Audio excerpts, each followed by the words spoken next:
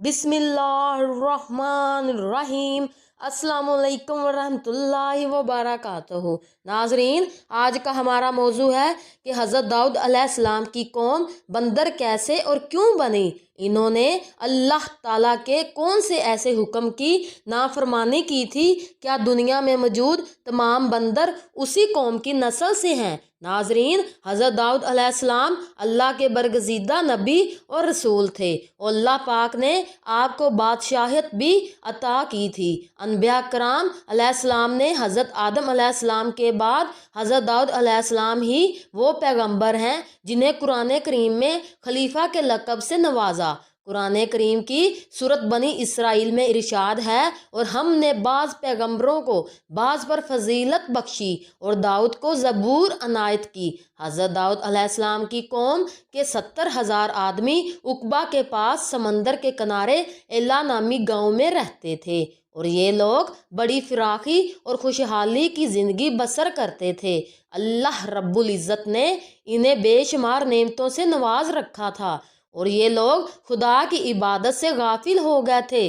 अल्लाह रब्बुल इज़्ज़त ने इन लोगों का इस तरह इम्तिहान लिया कि हफ्ते के दिन का अदब इन पर लाजम करार दिया और उस दिन मछली का शिकार इन लोगों पर हराम फरमा दिया और हफ्ते के बाकी दिनों में शिकार हलाल था। नाजरीन, मगर इस तरह इन लोगों को आजमाइश में मुब्तला फरमा दिया कि हफ्ते के दिन बेशुमार मछलियाँ आती थी और दूसरे दिनों में कम आती थी, तो शैतान ने इन लोगों को यह हीला बहाना बता दिया कि तुम लोग समंदर से कुछ नालियाँ निकाल कर खुश्की में चंद हौज बना लो और हफ्ते के दिन इन नालियों के ज़रिए मछलियाँ हौज में आ जाएं, तो नालियों का मुंह बंद कर दो और उस दिन का शिकार ना करो, बल्कि दूसरे दिन आसानी के साथ इन मछलियों को पकड़ लो। इन लोगों को ये शैतानी हिल्लाबाजी पसंद आ गई और इन लोगों ने ये नहीं सोचा कि जब मछलियाँ नालियों और हौज़ों में मकीद हो गई तो यही इनका शिकार हो गया, तो हफ्ते ही के दिन शिकार करना पाया गया जो इन लोगों के लिए हराम था। नाजरीन, इस मौका पर इन यहूदियों के 3 ग्रोह हो गए।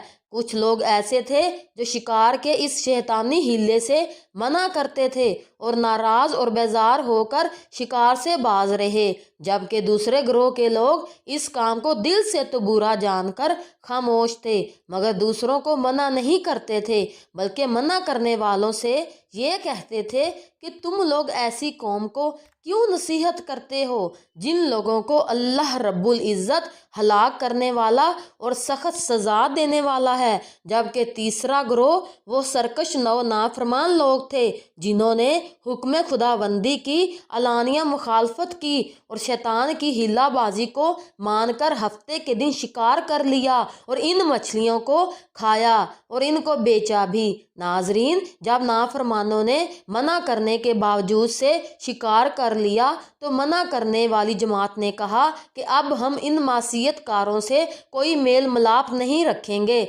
चनाचे इन लोगों ने गाँव को तकसीम करके दरमियान में एक दीवार बना ली और आमदो रफ्त का एक अलग दरवाज़ा भी बना लिया। हज़रत दाऊद अलैहिस्सलाम ने गज़बनाक होकर शिकार करने वालों पर लानत फरमा दी। उसका असर ये हुआ कि एक दिन खताकारों में से कोई भी बाहर नहीं निकला, तो उन्हें देखने के लिए कुछ लोग दीवार पर चढ़ गए, तो क्या देखा कि वो सब के सब बंदरों की सूरत में मसख हो गए थे। अब लोग इन मुजरमों का दरवाज़ा खोलकर अंदर दाखिल हुए तो वो बंदर अपने रिश्तेदारों को पहचानते थे और इनके पास आकर इनके कपड़ों को सूंघते थे और ज़ारो कतार रोते थे, मगर लोग इन बंदर बन जाने वालों को नहीं पहचानते थे। इन बंदर बन जाने वालों की तादाद तारीख में 12,000 लिखी हुई है। ये सब 3 दिन तक जिंदा रहे और इस दरमियान में कुछ भी खा पी ना सके,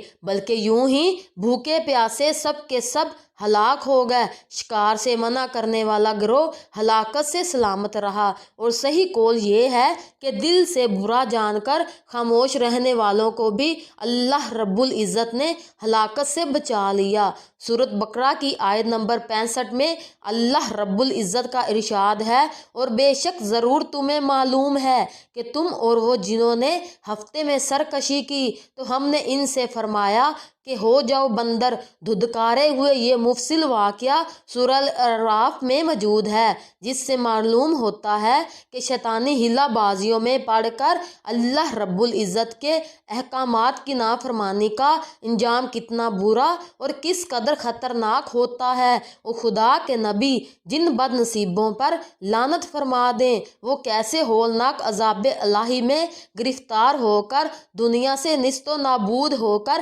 عذاب النار میں گرفتار ہو جاتے ہیں اور دونوں جہاں میں ذلیل و خوار ہو جاتے ہیں۔ ناظرین، اس دل دہلا دینے والے واقعے میں ہر مسلمان کے لیے بہت بڑی عبرتوں اور نصیحتوں کا سامان ہے۔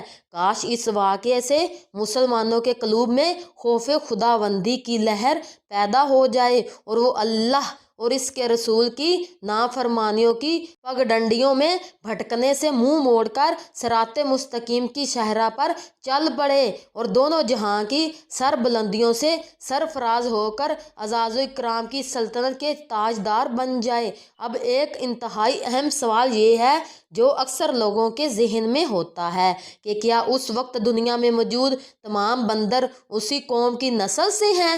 تو اس کا جواب یہ ہے کہ حضرت عبداللہ بن مسعود رضی اللہ تعالیٰ عنہ سے صحیح مسلم میں منقول ہے کہ بعض لوگوں نے اپنے زمانے کے بندروں اور خنزیروں کے بارے میں حضور نبی کریم صلی اللہ علیہ وآلہ وسلم سے دریافت کیا کہ کیا یہ وہی مسخ شدہ شکلوں والے یہودی ہیں؟ آپ صلی اللہ علیہ وآلہ وسلم نے ارشاد فرمایا، اللہ رب العزت جب کسی قوم کی مسخ سرخ کا عذاب نازل کرتے ہیں تو ان کی نسل نہیں چلتی بلکہ چند روز میں ہلاک ہو کر ختم ہو جاتے ہیں۔ بندر اور خنزیر اس دنیا میں پہلے سے ہی موجود تھے۔ ناظرین، اگر آج آپ کو ہمارا یہ پیغام اچھا لگا ہو تو ہمارے چینل کو سبسکرائب کریں اور لائک کریں۔ جزاک اللہ۔